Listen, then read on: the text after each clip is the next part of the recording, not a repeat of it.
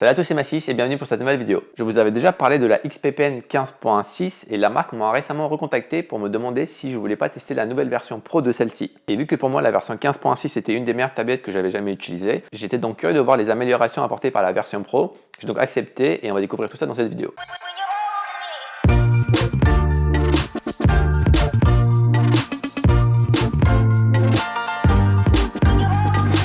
Je voulais pas juste vous présenter une tablette, je voulais aussi vous parler d'un sujet pour l'illustrer. Et c'est là que je me suis rendu compte que je n'avais pas de logo personnel. Donc on va s'en créer un de suite avec cette tablette. Mais avant ça, regardons l'unboxing.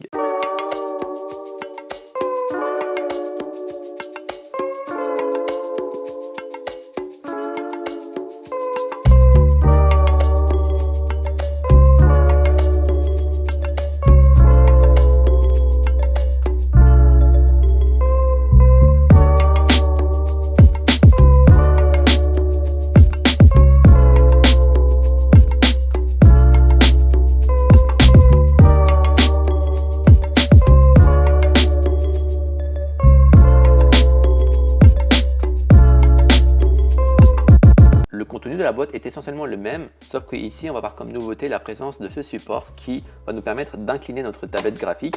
Alors il n'y a qu'un seul degré d'inclinaison, mais personnellement ça ne me dérange pas, je trouve que c'est une très bonne inclinaison. Après, si vous avez besoin d'un autre degré d'inclinaison, vous pouvez très bien acheter un autre support sur internet. Par rapport à la tablette, la première grande différence qu'il va y avoir avec la version précédente, c'est au niveau des boutons. Sur la version précédente que j'ai ici avec moi, il n'y avait que 6 boutons. C'est pour ça que moi j'étais obligé de prendre un clavier à côté pour pouvoir avoir tous mes raccourcis. Maintenant, avec le fait d'avoir 8 boutons, on va pouvoir les personnaliser et mettre tous les raccourcis dont on a besoin. Et en plus de l'ajout des 2 boutons, nous avons également l'ajout de cet anneau ici qui tourne. Et c'est un bouton personnalisable, donc vous allez pouvoir par exemple mettre le changement de la taille du pinceau. C'est à vous de choisir comment vous voulez l'utiliser. Et le bouton ne tourne pas dans le vide, il y a un clic à chaque fois que l'on fait un tour, je vous laisse écouter. C'est un petit détail, mais je trouve ça plutôt agréable. La tablette est également la même taille que l'ancienne, elle fait la même épaisseur aussi qui est de 11 mm et nous retrouvons également les bordures ici légèrement courbées pour une meilleure position des mains sur la tablette. Et ici sur le côté on retrouve le port USB type C, 2 boutons pour augmenter ou diminuer la luminosité et le bouton Power ici qui permet de l'allumer. L'autre nouvelle amélioration qu'il va y avoir, ça va être au niveau du stylet. Donc ça c'est le petit boîtier du stylet. D'un côté ici vous avez les mines de rechange et de l'autre côté vous avez ici le nouveau stylet de la marque XP Pen. Et le bouchon permet également de faire tenir le stylet sur votre bureau. Voici l'ancienne version du stylet pour pouvoir comparer. Alors déjà, la première chose que je peux dire moi personnellement par rapport à cette amélioration, c'est que le stylet va vous tenir sur le bureau. J'avais un petit problème avec ce stylet là, c'est que voilà, vous voyez, il peut tomber. Le stylet n'était jamais très bien tenu. Deuxième différence qu'il y a, c'est au niveau de l'esthétisme. Comme vous le voyez, celui-ci a l'air plus classe. Alors ce que j'aime bien par rapport à ça, c'est qu'à ce niveau du doigt, vous avez une texture où le doigt ne glisse pas forcément. Alors ici nous avons du plastique, donc c'était moins agréable. Le nouveau stylet également est autonome, il n'a pas besoin d'être rechargé, il n'a pas besoin de pile. Et l'autre nouveauté, c'est qu'il va avoir la fonction tilt. Et la fonction tilt permet de prendre en compte lorsque vous allez tourner le stylet. C'est pas quelque chose que j'utilise beaucoup personnellement, mais voilà, pour par exemple les gens qui vont faire de la calligraphie avec des pinceaux qui vont être droites par exemple, ils vont pouvoir rajouter des mouvements en faisant tourner le stylo et en faisant des variations de degrés. C'est quelque chose qui est nouveau sur la gamme XP Pen. Et enfin, le stylet peut être rangé dans son boîtier, ça fait que ça va le protéger contre la poussière ou les dommages physiques qu'il peut y avoir dessus. Donc je trouve ça beaucoup plus pratique. Le stylet a 8192 points de pression et il faut aussi savoir que la tablette elle est aussi bien pour les gauchers comme pour les droitiers, il suffit de la retourner. Pour ce qui est du branchement, vous allez d'abord installer les drivers qui sont présents sur le site de XP Pen et ensuite c'est très simple, vous avez le câble HDMI qui va aller dans le PC, vous avez 2 ports USB, en fait soit vous pouvez mettre un seul et mettre l'autre dans la prise sur la prise courant, soit vous pouvez directement le mettre sur votre PC et c'est votre PC qui va donner de l'alimentation à votre tablette. Et enfin, vous avez l'autre côté, c'est un USB type C qui lui va aller dans la tablette. Et ensuite, on n'a qu'à allumer ici.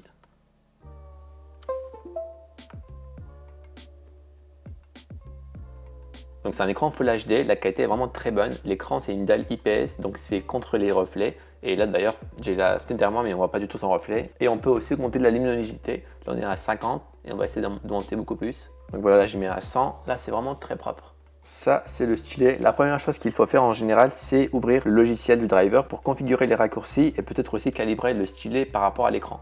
Donc voici comment se présente le logiciel. Ici, on peut configurer les 2 boutons qui sont présents sur le stylet. Ici, vous pouvez configurer la pression du stylet. Ici, sur l'option raccourci, vous allez pouvoir configurer les 8 boutons ainsi que l'anneau présent ici. Et enfin, le bouton de calibrage qui est ici. Voici un conseil que je peux vous donner.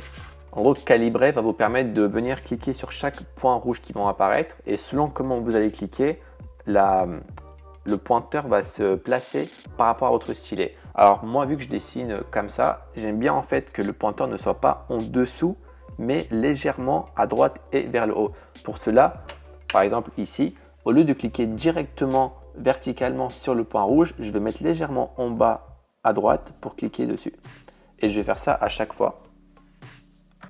Ça fait que vous voyez maintenant la souris n'est plus en dessous du stylet, mais elle est légèrement en haut à gauche. Et ça me permet de mieux voir lorsque je dessine. Il y a un truc qui s'appelle l'effet parallaxe. En fait, c'est créé par la distance qu'il peut y avoir entre le logiciel et l'écran. Plus c'est éloigné et plus c'est désagréable parce qu'on n'a pas l'impression de vraiment dessiner nous-mêmes comme si on dessinait avec un crayon sur une feuille. Or là, la distance entre l'écran et le logiciel a été réduite énormément, donc il y a quasiment presque plus d'effet parallaxe. Et lorsqu'on touche l'écran et entre là où le trait se fait et le point du stylet, la distance est vraiment très minime. Ça fait qu'on a vraiment l'impression de dessiner nous-mêmes comme si c'était sur un papier. On va juste voir quelques points. Par exemple, lorsqu'on fait un trait droit, le trait est plutôt clean.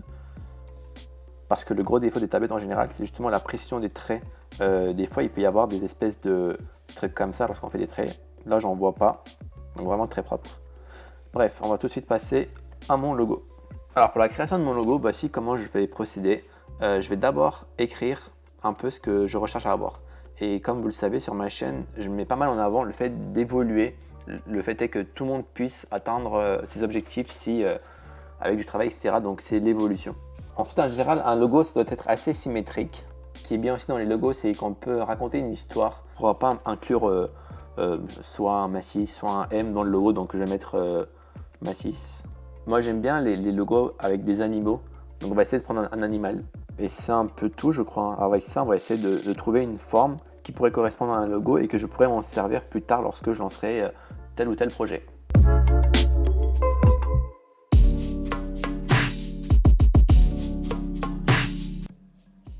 Ok, j'ai trouvé un truc. Faites pas attention à ça. Et en fait, c'est très simple, c'est le papillon. Parce que de base, le papillon, c'est une chenille, et de la chenille, ça devient un papillon. Ça correspond plutôt au terme d'évolution, parce qu'on passe d'un truc qui est plutôt moche. Désolé pour toutes les chenilles, mais esthétiquement, c'est pas trop ça.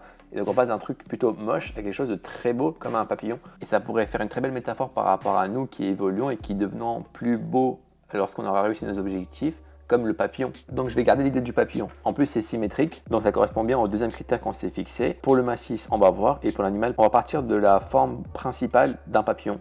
On va le dessiner comme si on le regardait de haut. Donc en général c'est un truc comme ça. Il a une forme très intéressante et là-dedans il y a plusieurs choses que j'aime. Par exemple déjà les antennes on peut les enlever. C'est pour les logos en général, moins il y a de choses et mieux c'est. Également, on va séparer ici la partie de la tête et du corps. On peut toujours comprendre que c'est un papillon. Les ailes, pourquoi pas essayer déjà avec les ailes pour essayer de leur donner une forme de M. Parce que là, comme vous voyez ici, en une autre couleur, ça fait un peu genre ça. Et si on arrivait par exemple à faire un truc genre comme ça, on pourrait retrouver un M ici. Et du coup, pourquoi pas un autre M ici, et ça ferait Massys Marc-Gossian. Voilà, c'est trouvé, c'est tout pour moi. C'était une très bonne vidéo, merci à tous. Non mais ouais, donc ça je pense que ça peut être pas mal. Du coup, au lieu d'avoir des ailes un peu arrondies comme ça, on va essayer de faire des ailes qui vont plutôt ressembler... on va essayer de faire des ailes beaucoup plus pointues, genre comme ça. Et pour que ça fasse un M, donc imaginons que ici il y a le corps du papillon. Et bien, le corps du papillon, on va mettre une espèce de pente à ce niveau, un peu comme un diamant, pour qu'on puisse faire ceci. Et là, on a un M. Quand on regarde comme ça fait bien un M. Donc, on va essayer de jouer avec ça. Donc, on va refaire un peu ce qu'on a ici, c'est-à-dire le corps du papillon. Ensuite, un premier M. Et on va faire la même chose. Donc, on va juste sélectionner ça, le copier, le coller, et on va venir lui mettre un effet miroir pour avoir exactement le même, et ça on va venir le placer ici. Donc voilà ce qu'on aurait pour l'instant. Ça fait toujours penser à un papillon. On a le côté personnalisé et c'est symétrique, donc ça pourrait correspondre à un logo. Et une forme que j'ai l'impression d'avoir déjà vue. Et le principe d'un logo, c'est de créer un nouveau logo qui n'existe pas bien sûr, sinon vous prenez un procès et c'est pas ce qu'on recherche à faire. ce qu'on peut faire, c'est par exemple jouer avec les ailes du papillon pour lui donner un aspect beaucoup plus personnel. Pourquoi pas lui faire des plumes un peu comme un aigle. On va voir ce que ça peut donner. Donc si on fait ça, par exemple, faire des trucs comme ça. Il faudrait faire la même chose de l'autre côté. Donc au lieu de le faire à main levée, on va juste faire comme tout à l'heure. Hop, copier, coller. Et ça, on va lui mettre ceci. Donc voici ce qu'on aurait au niveau des ailes. Après on peut venir ajouter ici le corps, pourquoi pas.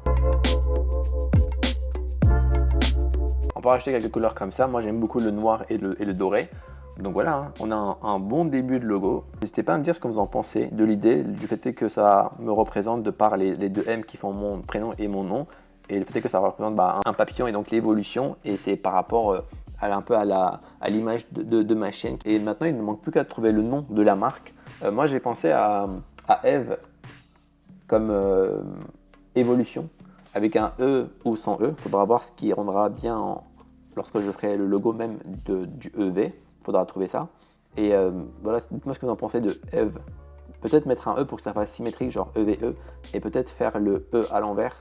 Dites-moi ce que vous en pensez. Et si vous avez des noms à proposer pour la marque, je suis à votre écoute. Et ça, c'est un logo que je pourrais utiliser pour, je ne sais pas si un jour je lance une marque de crayon de couleur, je déposerai ce logo dessus. Et je pense que ça sera le badge officiel pour les membres qui ont rejoint ma page. Voilà, c'était la première partie de la création de mon logo. Je voulais le faire avec vous. Donc, il y a encore énormément de choses à faire, à trouver d'idées, à enlever des choses, à racheter des choses pour que le logo soit fini et que je puisse l'utiliser. Et pour ce qui est de la tablette, avant, la meilleure pour moi, c'était la 15.6. Maintenant, la meilleure pour moi, c'est la 15.6 Pro. Et ce qui est logique parce que c'est la version la plus récente. Je vous mets le lien donc en description si jamais vous voulez en apprendre plus sur la tablette. Sachez juste que ce n'était pas une vidéo sponsorisée. La tablette, elle m'a été envoyée gratuitement par XPPen, mais je n'ai pas été payé pour faire la vidéo. Et je vais essayer de faire plus de collabs comme ça avec des tablettes pour que je puisse vous les offrir à la fin en organisant des concours de dessin par exemple. Donc n'hésitez pas à vous abonner pour pouvoir y participer. J'espère que la vidéo vous a plu. On se retrouve très vite pour une nouvelle vidéo. D'ici là, prenez soin de vous et n'oubliez pas le dessin, c'est la vie.